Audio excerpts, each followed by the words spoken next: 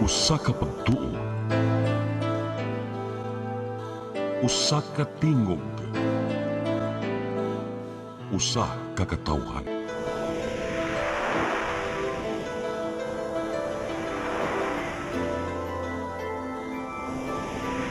Cebu Catholic Television Network.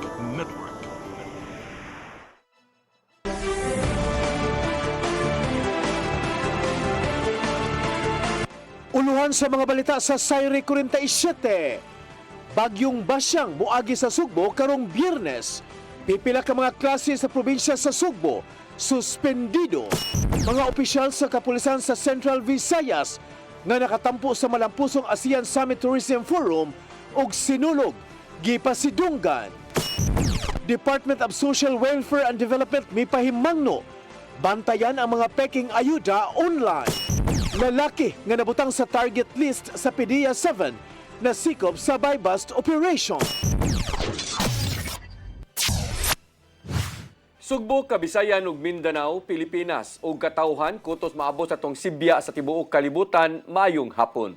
Live kita karon sa CCTN Channel 47 ug kini ang tulumanon sa nag-unang kasayuran nga angay natong masayran. Ako si Dennis Tabar. Tulumanon sa patas ng mga balita ug opinyon. Ako si Danica Cabales. Kini ang Sayre 47.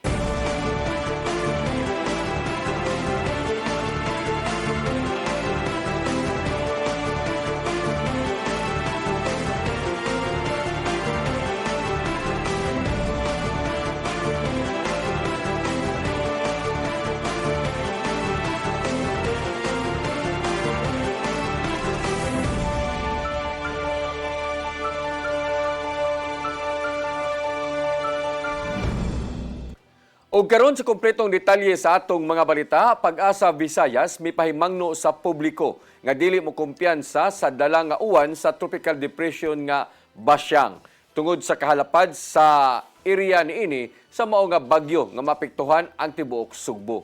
Ang kasayuran ihatod ni Crystal Joy Filerca.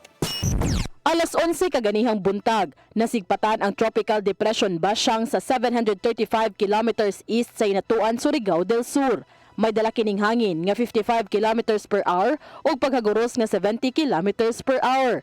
Naglihok si Tropical Depression Basyang sa gikusgon nga 15 kilometers per hour ug pa west-southwest ang direksyon niini. Mato di Pag-asa Visayas Chief Engineer Al Kiblat nga samtang nagkaduol kini sa Surigao area, nagkakusog usab kini ug posibleng mahimo kining tropical storm karong gabii. Ugma sa gabii o sa Biyernes sa buntag, posible kining maglandfall sa Caraga region. Samtang sa Biyernes sa hapon, posible nga ang sentro sa bagyo ana-ana sa Southern Cebu. Matod ni Engineer Kiblat nga karong gabii o ugma sa buntag, posible nga aduna nay mga lugar sa Central Visayas ang ipaubos sa Signal Number 1. Human kini maglandfall sa Caraga region, mobalik kini sa Tropical Depression category, apan sigon pa sa Pag-asa Visayas Chief nga di mo kumpiyansa sa dala ni ini nga uwan. Kaya nga itong paulan nga gi-expect sa sugod sa hapon sa Thursday or ugma, angto na siya sa hapon sa Biyernes na atay gi-expect ng mga pagulan nga 50 to 100 millimeters of rainfall. Depende ani kung grabe pa ang dala niyang ulan, kaya napaman siya sa kadagatan, dako pa kay chance siya nga ma-intensify in terms of paulan o hangin. Dugang paniya nga dili usab mo kumpiyansa tungod kay aduna pay posibilidad nga molihis kini sa iyang original track ug moagi sa Northern Cebu o mopaduol sa Central Mindanao. So magbantay ta, dili buto sabot nga karon atong itumbok ang Southern Cebu ug Southern Bohol, dili na maapektuhan ang the rest of Bohol and Cebu with respect to the Central Visayas and the Negros. Tanan mga nagta kay dako kay pa ang uncertainty. Ang Tropical Depression Basyang adunay influence area nga 210 kilometers. Tungod niini, gipasabot ni Engineer Kiblat nga apektado ang tibuok Sugbo sa mga pag-uwan ug hangin. Crystal Joy Filerca, CCTN News. Suspendido ang klase karong adlaw sa pipila ka mga lungsod sa probinsya sa Sugbo tungod sa gilaumang mga pag-uwan nga dala na usab sa Tropical Depression Basyang. Walay klase sa tanang levels, public ug private sa dakbayan sa Danao, Carmen ug Katmon. Walay klase usab gikan sa preschool hangtod senior high school sa lungsod sa Compostela. Suspendido usab ang klase sa tanang public school sa lungsod sa Cordova. Gipatuma na ang blue alert status sa probinsya aron pangandaman ang pagigo sa maong bagyo dinhi sa Sugbo. Gipailawom na sa blue alert status ang dakbayan sa Sugbo subay sa gilaumang epekto sa tropical depression nga Basyang. Gipalirto na ni Mayor Nestor Archibald ang mga barangay, ilabi na ang mga dapit nga delikado sa landslide ug pagbaha. Kini aron daling makatubag ang mga disaster teams kung mangayo og tabang ang mga apektadong residente. Gitahasan usab sa mayor ang mga barangay disaster response team nga ipahimutang ang tanan nga mga plano ug mangandam sa dinalian nga pagresponde.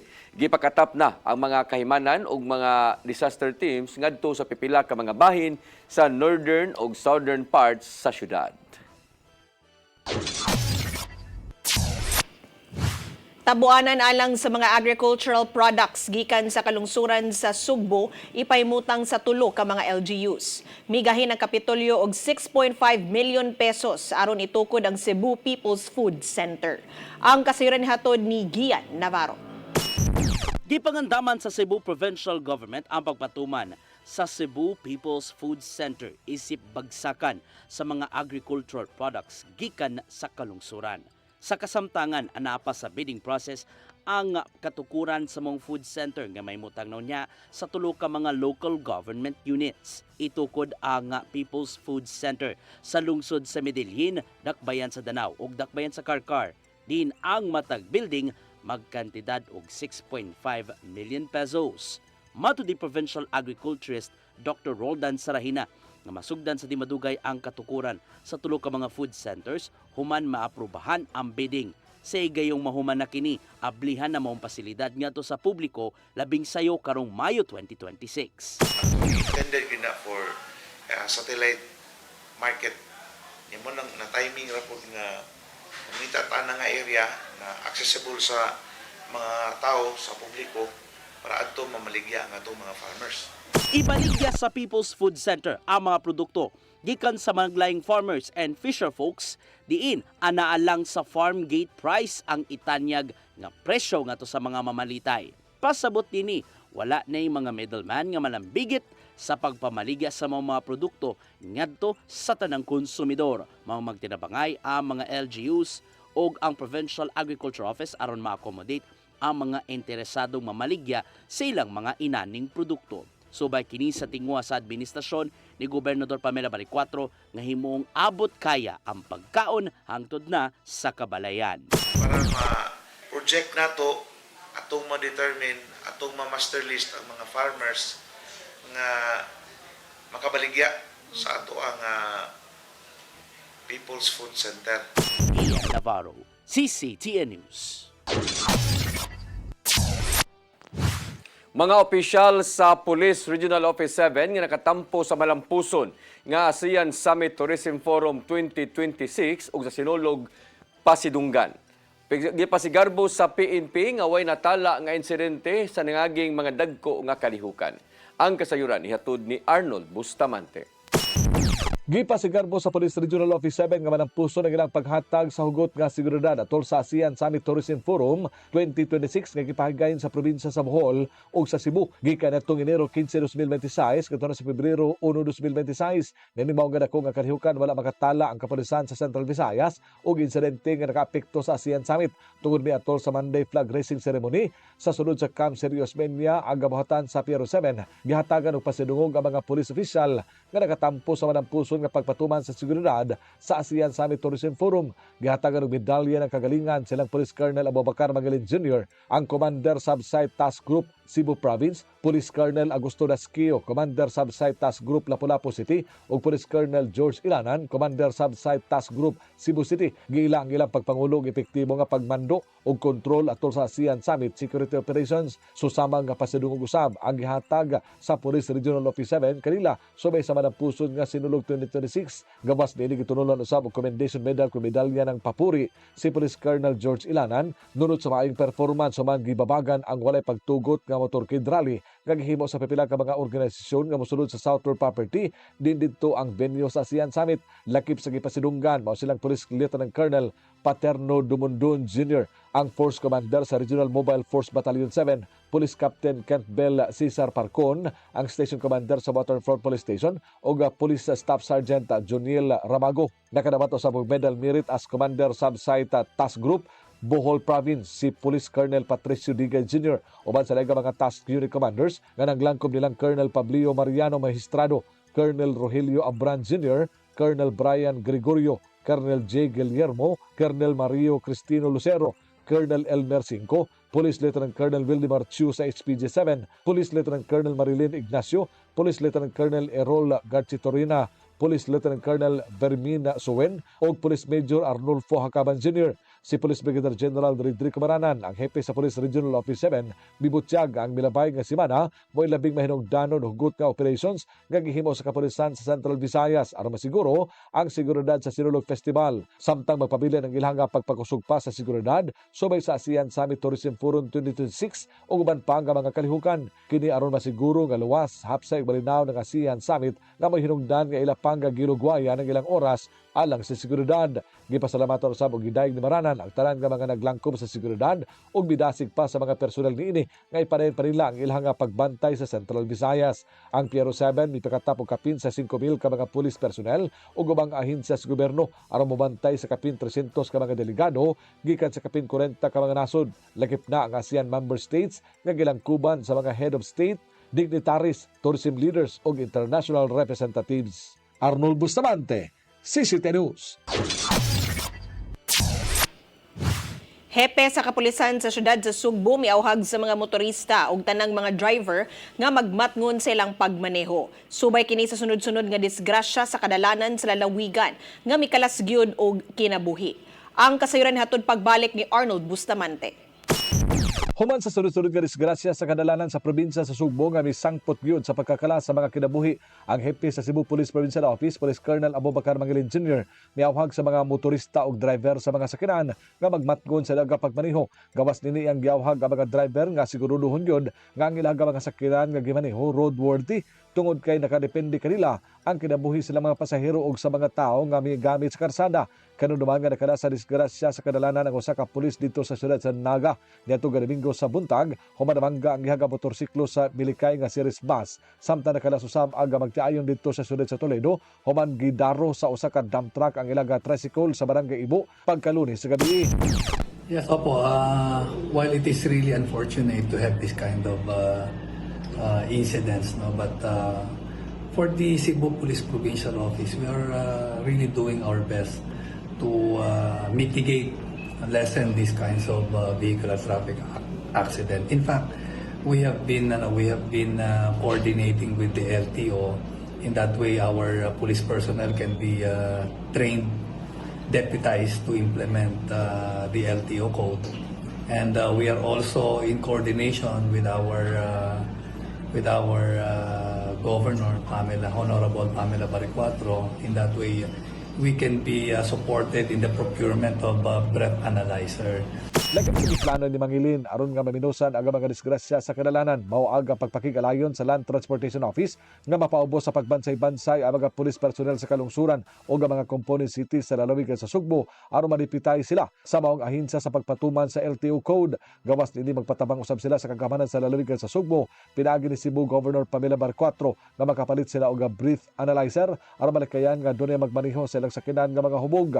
Mipasabot si Mangilin nga dako og matabang ang breath analyzer sa pagpasaka og kaso sa mga pulis niadto nga mga nalambigit sa disgrasya sa kadalanan, ilabi na kung ang nahitamong insidente dunay makalas nga kinabuhi. Mipasalig na hinon kanila ang LTO nga mopahuam sila og breath analyzer samtang wala pa makapalit ang kapitulyo niini din matag distrito dunay usa. At the moment,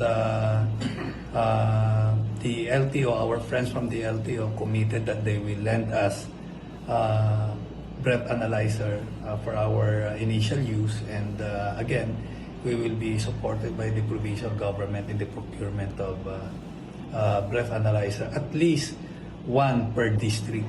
So that's our aim right now, and in fact, we have also solicited the support of our barangay officials to help our police personnel on the ground in manning these roads that are frequently experiencing or recorded or reported to have. Samtang nakigalayon na si mangilid sa mga barangay official sa kalungsuran nga tabangan sila nga mubantay sa dagan sa trapiko silang dapit ilabi na ngadtong kanunay nga dunay aksidente sa kadalanan. Arnold Bustamante, CCTV News. Mosunod, Department of Social Welfare and Development mipahimangno bantayan ang mga peking ayuda online.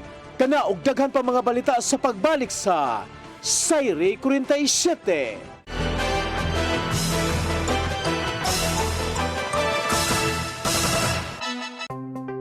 Discover the beauty of the Philippines.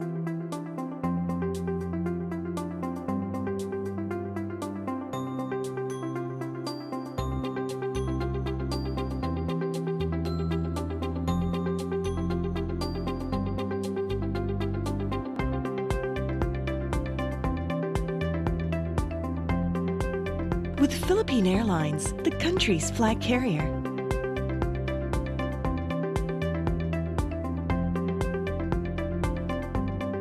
The airline that lets you feel the warmth of the nation.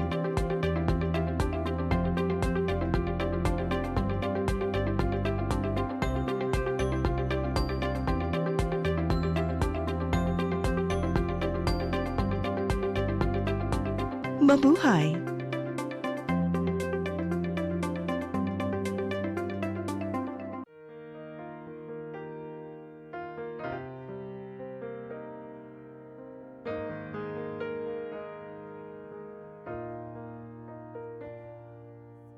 Heal me, O Lord, and I will be healed. Save me, and I will be saved. Heal me, O Lord, and I will be healed. For you are the one I praise. You are the one I praise. Sing it with me. Heal me, O Lord, and I will be healed. Save me, and I will be saved.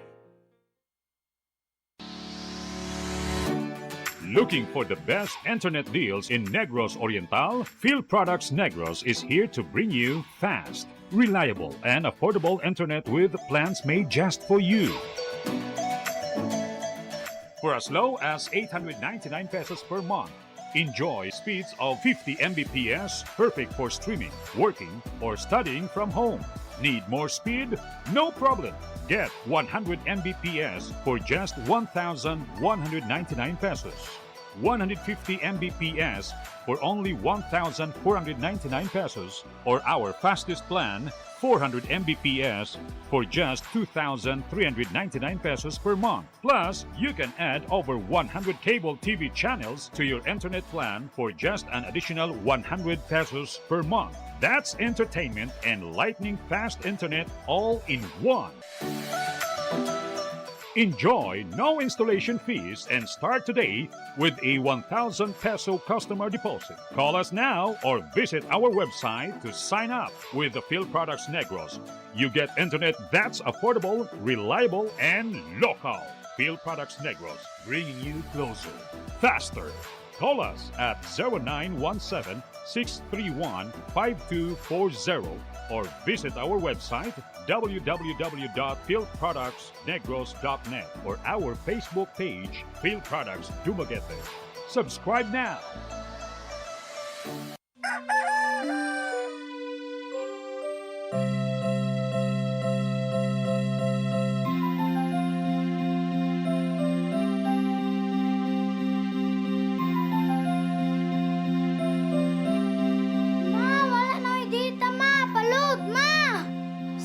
na late ko.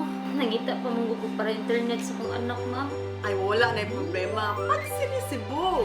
Sinisibo, Sinisibo. For your internet connection.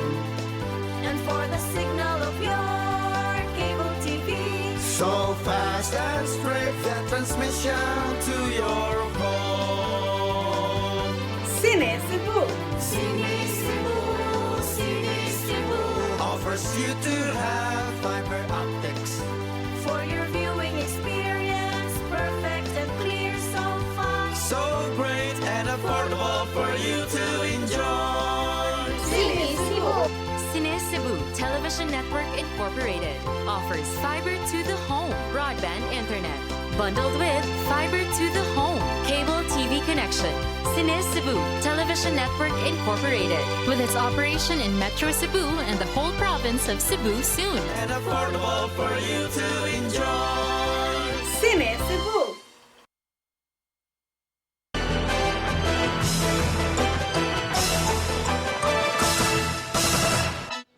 Balik sa ato mga balita, Department of Social Welfare and Development mipahimangno sa publiko nga magbantay sa mga piking ayuda nga manghatag kung nagkatag diha online. Usa na niini mo ang pagpangayo og mga sensitibong impormasyon aron mahatagan sila og hinabang. Ang kasayuran ihatod ni Gian Navarro.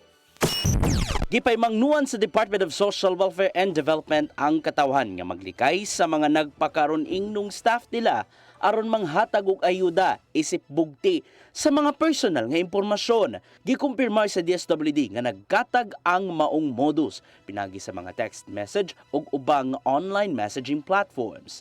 Ubos sa maong modus, manghatag ang scammer og ayuda gikan 6,500 pesos hangtod 8,500 pesos. Apan kinanang muhatag ang biktima hunon sa ilang kumpletong pangalan, contact number o kumpletong address aron malakip sa listahan sa mga financial aid programs sa ahensya.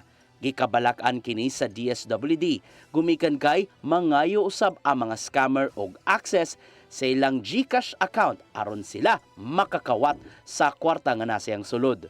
Tungod dinhi, gitataw ni Assistant Secretary Irene Dumlao nga klaro og tataw nga scam ang gihimo kay wala man nagtugot ang DSWD sa maong mata. Ilabi na nga nagkakusog ang mga scam modus sukad pa nitong holiday season. May paibaw si Dumlao nga gipaagi lang sa official social media platforms sa DSWD ang mga mahinungdanong anunsyo alang sa mga financial assistance programs nga mapaymuslan gikan sa AIX hangtod na sa 4Ps. Mongdambag karon sa DSWD ngadto sa publiko nga i-report dayon sa PNP Anti-Cybercrime Group ang maong modus aron maaksyonan sa labing dali nga panahon. Gian Navarro, CCTN News.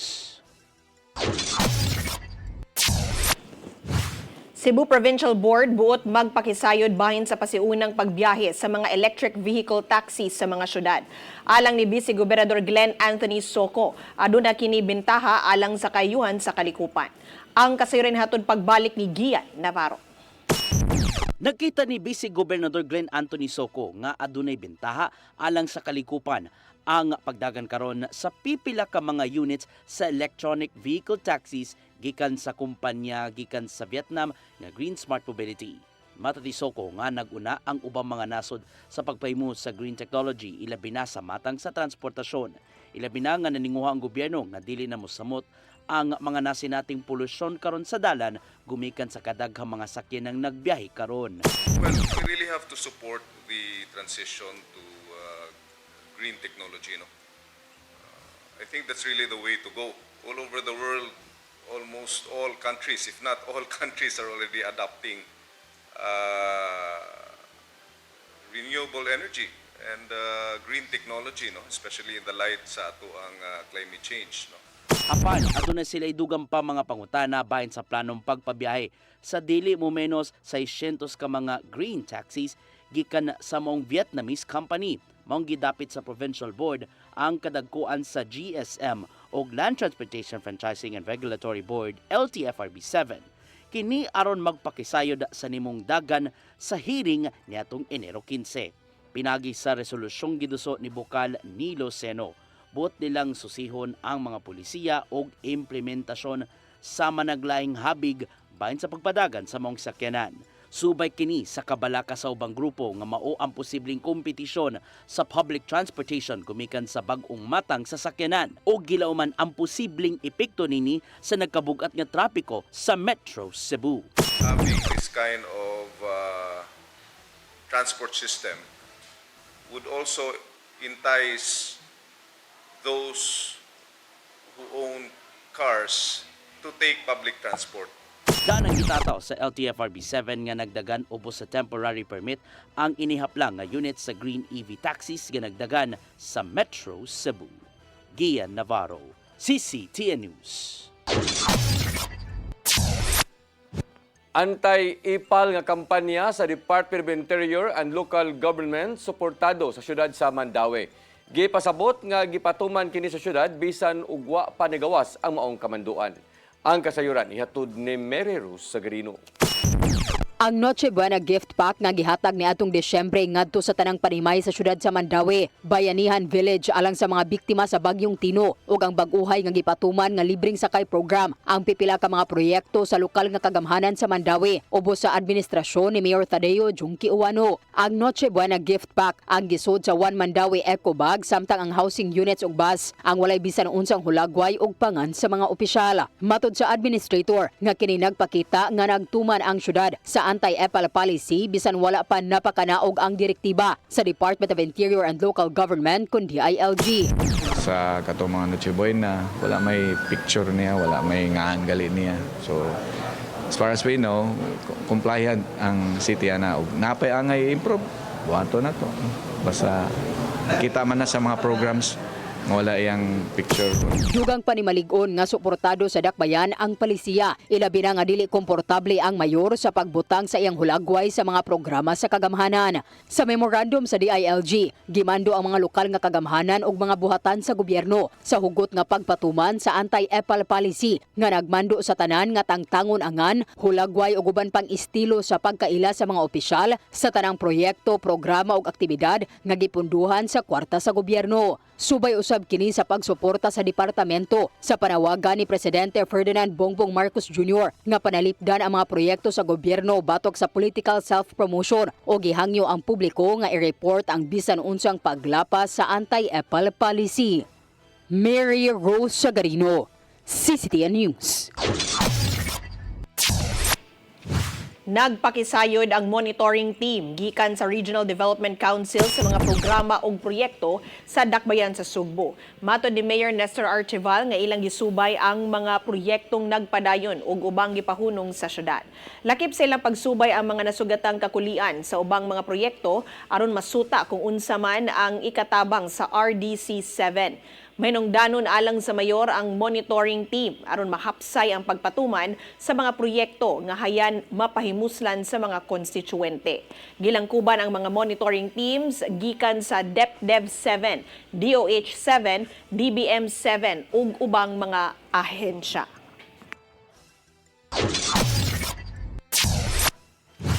Ato karon sa Fujian Province sa China si Cebu Governor Pamela Baricuatro aron pagsubay sa health practices ug uban pang teknolohiya nga mahimong mapahimuslan sa lalawigan. Sud sa tulog kadlaw subayon ang 10-member delegation nila ni Baricuatro ang pagbaton og mas advanced nga waste to energy technology. Magpakisayod usab sila sa dugang pang kaalam kalabot sa Chinese medicine nga mahimong magamit sa mga healthcare services sa probinsya. Magkikita sila ni Baricuatro sa mga opisyal sa mao nga probinsya alang sa pagbinaluay sa kultura ug dugang pa nga mga investment nga makabenepisyo sa Sugbo. Syudad sa Mandaue gikonsiderar ang waste to energy solution alang sa problema sa basura. Naganda mo sab sila og dugang pundo alang sa pagbayad sa hauling services. Ang kasiran hatod ni Mary Rose Sagarino. Padayon ang pagkonsidera sa syudad sa Mandaue sa mga proposal alang sa solusyon sa problema sa basura. Laing kumpanya ang nitanyag og waste to energy solution gikan sa Laguna alang sa malungtarong solusyon o inisyatiba sa solid waste management ug supply sa tubig. Nakikita sila kang Mayor Tadeo Junki Uwano sa iyong opisina o gipresentar ang ilang mga solusyon o proseso sa basura nga mahimong mapuslan sa syudad. Ang pakigtambayayong gilauman nga makatabang sa pagpaayo sa distribusyon sa tubig sa mga barangay. Lakip na ang paggamit sa modernong makinarya nga modawat sa basura nga mahimong ma-convert ngadto sa renewable energy o compost organic fertilizers. Pinaagi sa modernong teknolohiya o generator sa pasilidad. Gitakda ang pagbisita sa mga opisyal sa Mandawi sa planta sa kumpanya nga nahimutang sa dakbayan sa Lapu-Lapu. So, ang punto lang sa Mayor karon is open gid siya for proposals ba unsay mga bag-ong technology kay di man gud ka siguro sa binaliw kung unsay sustainability ana or bisag ang konsolasyon, diba? Kay ang sanitary landfill na mga siya lifespan kung makikita mi dito sa Lapu-Lapu kung it's working yun. Una pa mo ingon nga sige tanaw na to Mandawi pwede ba ni niya kaya ba nila ang scale kay dako man kayo ang panginahanglan sa Mandawi niya. Samtang nag-andam usab ang syudad og dugang pondo alang sa hauling services, pagpangandam kung dili pa makabalik sa operasyon ang Binaliw landfill. Human sa trash light sa Binaliw niadtong Enero, ang Mandawi ni pirma og 3 ka buwan nga kontrata tali sa pribadong hauler aron molabay sa basura ngadto sa garing sa lungsod sa Konsolasyon. Moabot sa 60 milyones pesos ang bayad sa Mandawi sa 3 ka buwan nga kontrata sa hauler nga mulungtad sa Marso. Ang budget gid sa solid waste sa Mandawi is mga 100 million for the year. Yearly, okay. So 10% ana gun man na. So mga 90 million ana dito sa Binaliw. Pero kung imo nang i-adto sa Konsolasyon, mahog na siya mga 200 million kung 1 year. 200 million plus. More than double. So we have to plan ahead. Ang Binaliw landfill nagtinguha nga makabalik sa operasyon sa Marso sa higayon nga matuman ang rekisito sa DENR. Mary Rose Sagarino, CCTN News. Lapu-Lapu City balik na sa paglabay sa ilang basura sa lungsod sa Konsolasyon. Apan ang lokal nga kagamanan padayon paghapong nangita og laing dapit nga kalabayan tungod kay dili malabay sa maong landfill ang tanan nilang basura matag adlaw. Ang kasayuran ihatod ni Crystal Joy Filerca. Balik na sa Asian Energy Landfill sa lungsod sa Konsolasyon maglabayan og basura ang Lapu-Lapu City. Kinihuman sa nahitabong trash slide sa Binaliw Landfill. Nagsugod sila sa paglabay ni adtong Enero 31. Human nakikita si Mayor Cindy Chan ngadto ni Konsolasyon Mayor Teresa Nini Aligado pagka Enero 30. Nibutyag si Mayor Chan nga duha ka semana ang nilabay nagpagawas og memo ang Konsolasyon nga gi-regulate ang mga hauler trucks nga mosulod sa ilang lungsod. Kung diin sa usa ka semana katulo lang kahigayon pwedeng molabay gikan sa alas 5 sa hapon hangtod na sa alas 9 sa gabi. Tungod sa mong schedule, 400 ra ka tonelada nga basura ang malabay sa Lapu-Lapu City sulod sa usa ka semana. Hinungdan nga nagpada og suwat si Mayor Chan ngadto ni Mayor Aligado pagka Enero 26 og personal kini niyang gibisita pagka Enero 30. Kung diin gihangyo ni Mayor Chan si Mayor Aligado nga kung pwede tugutan sila nga adlaw-adlaw silang maglabay og basura ug sa masayo nga oras. Butang nga gitugot usab sa mayor sa Konsolasyon ug nahatagan sila og exemption sa truck ban. Samtang mapasalamaton usab si Mayor Chan ngadto ni Mayor Junki Uwano tungod kay nakakuha usab sila og truck ban exemption sa Mandawi City. Ang Lapu-Lapu City gitugutan nga makalabay og usa ka gatos ka tonelada nga basura matag adlaw. Apan nadugangan kini human gihatag ni Mayor Aligado ang 20 ka tonelada nga slot sa Konsolasyon ngadto ni Mayor Chan hinungdan nga makalabay na og 120 ka tonelada nga basura ang Lapu-Lapu City matag adlaw. Ang schedule silang paglabay sa basura ipahigayon na matag alas 11 sa buntag hangtod na sa alas 5 sa hapon. Sigon pa ni Mayor Chan nga matag adlaw, ang dakbayan adunay 200 ka tonelada nga mga basura. Ang di malabay sa Konsolasyon adtuon na gibutang sa transfer station sa Material Recovery Facility. Mga 80 ada na lang gyud. So kana na naa sa MRF ron, so makaingon ka na ba na kato na tambak after Binaliw wa pa gyud makuha kay ang sige labay diha ron mo may i-transfer, di ba? So ang katong mga na stock for 1 week na 200 tons, so it was almost 1,000. O napa dito. But ako yung ipagipaspasan ang ilang segregation. Subay niini, ang LGU nangita na og lain pang lugar sa probinsya sa Sugbo nga pwedeng malabayan sa ilang basura. We are also finding the hauler is trying to will go to Bugong and Aluginsan para lang ginatay mga plan B, plan C, di ba? And then I also wrote to Mayor Joy Perales pod, kay I think Toledo is soon to open their landfill also. So maybe makakuha tag slot or we ask their prices. Crystal Joy Felerca, CCTN News. Mosunod, lalaki nga nabutang sa target list sa PDEA 7 na sikop sa buy-bust operation. Kana og daghan pa mga balita sa pagbalik sa Sayre 47.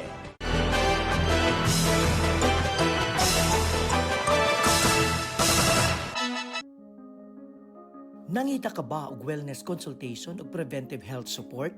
Ozone po will help, no? So pinapapasok niya kasi po ang oxygen sa cells. So there will be improvement po ng cellular function and reduction. When your blood are full of oxygen, well saturated with oxygen molecule, there are best outcome.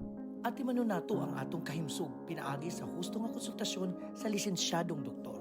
Some people, they are well versed with nutrition, but for others, they have very little idea of what the basics of nutrition are.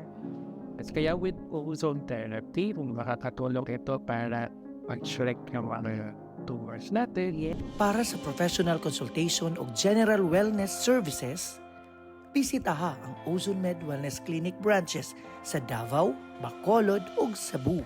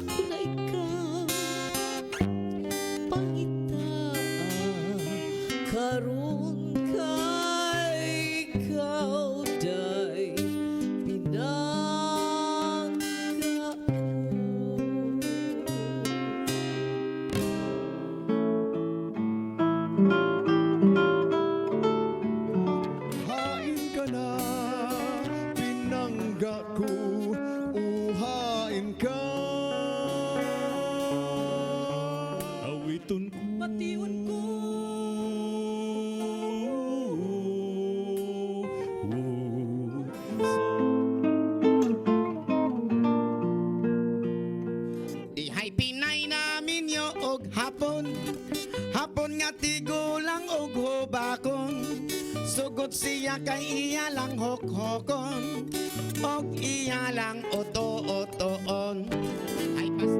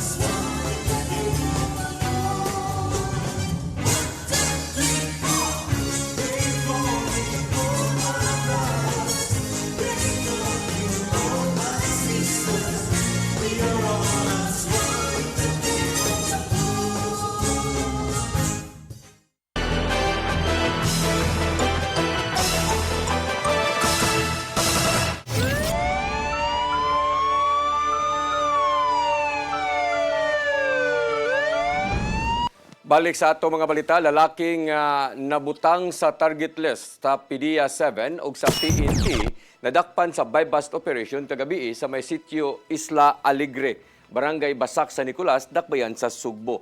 Giila ni PDEA 7 Director Joel Plaza ang dinakpan nga si alias Nilson, 36 anyos, computer shop attendant ug mulupyo ra usab sa mao nga dapit. Nasakmit gikan niini ang usa ka pakete nga gituo ang shabu nga motimbang og 50 gramos nga nakatidad og 340,000 ka pesos, buy-bust money ug usa ka cellphone nga gigamit sa iyang transaksyon. Kasong kalapasan sa Section 5 ug 11 sa Republic Act 9165 ang ipasaka sa PDEA batok sa dinakpan.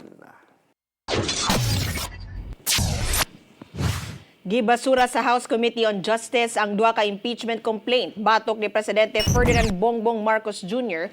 tungod sa insufficiency in substance. Sa petisyong giduso ni Attorney Andre De Jesus sa naara sa 42 ang niuyon nga i-dismiss ang maong reklamo samtang usa ang supak ug tulo ang nag-abstain. Gideklarar usab sa komitiba nga adunay kakuwang ang reklamo gikan sa Makabayan Coalition human nga niabot og 7 ang pabor ug 39 ang supak niini. Sumapa sa mga sakop sa Committee on Justice nga kinahanglang lig-on ng daan ang mga impeachment complaint sa dili pa kini tukion atol sa deliberation sa Kamara. Gipasabot ni House Justice Panel Chairperson Jervil Luistro nga igo lang nilang gisuwayan ang legalidad sa maong reklamo ug walay kalabutan ng ilang impluwensya.